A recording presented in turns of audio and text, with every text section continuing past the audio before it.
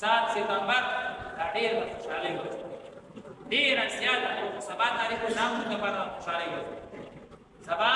یوم استحکام پاکستان دی الله پاکستان مستحکم کړی او مضبوط کړی دی او الله تعالی ارتباطي طاقتونه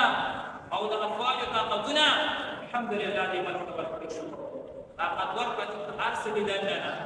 زموږ اندروني خبرې به ځان کوي الحمدلله د بهرني دشمن نه الله پاک موږ د کلمې طیبې په برکت سره او د ظاهري طاقت په برکت سره موږ محفوظ دا راته انډیا په بده سترګه کتې شي او نه بل او نه بل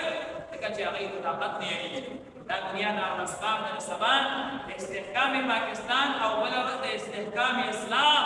او د استحکام ختم نبوت نبی علیه السلام د هغه ختم نبوت حفاظت خو به همیشه کېدو مسلمانانو به کولو لیکن زموږ آینده نسل ته به دا خبره څنګه منتقل کېده دا اوس قانون منتقل کېده دا اوس د پاکستان حکومت باقاعده منتقل کوي چې قادیاني قانوني طور سره کافر دی څوک هم دا نشي ویلی چې دا د قادیاني جومات څوک هم دا نشي ویلی چې دا د قادیاني تبلیغي مرکز دی څوک هم دا نشي ویلی چې دا د قادیاني مدرسه دا نشي ویلی قادیاني ته مسلمان ویل هم دا جرم دی بلکې قانون هم جرم کړی دی اسلام خو د اول نه جرم کړی بهرحال امام ابو حنیفه صاحب رحمت الله علیه هغه به فرمایل چې یو کس د نبوت دعوه وکړه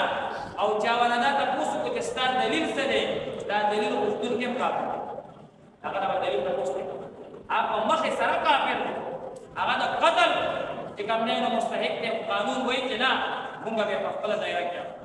یعنې بیا به فساد جوړ شي مونږ هم قانون ته پېښ پرېښي دي او الحمدلله اوسه پورې قانون هغه چې کوم دی نو د ختم نبوت پاسداري کړې ده او انشاءالله تعالی کوي به بعضې عناصر د ګډوډ پیدا شي د هغې علاج هغه الله تبارک وتعالی په خپله باندې وکړي الله تبارک وتعالی دې زموږ او ستاسو د نبي علیه السلام سره محبت پیدا وفرمایي